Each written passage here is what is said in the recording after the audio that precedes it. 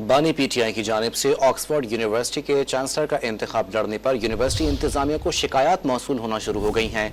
बरतानवी अखबार daily mail के मुताबिक बानी पीटीआई के इलेक्शन लड़ने के खिलाफ यूनिवर्सिटी इंतजामिया को एहतजाजी ईमेल्स और पटिशन मौसूल हो रही हैं, जिनमें बानी पीटीआई को ऑक्सफोर्ड यूनिवर्सिटी के चांसलर के लिए नामुनासिब तरीन उम्मीदवार करार दिया गया।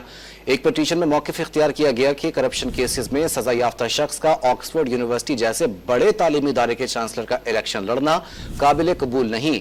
बास ने इन पर तालिबान और उसामा बिन लादेन की पुरजोश हिमायत का इल्जाम आयद करते हुए उन्हें शिद्दत पसंद करार दिया है। डेली मेल के मुताबिक बानी पीटीआई ने कई मौक़ों पर तालिबान की हिमायत और उनके शिद्दत पसंद एजेंडे का प्रचार किया।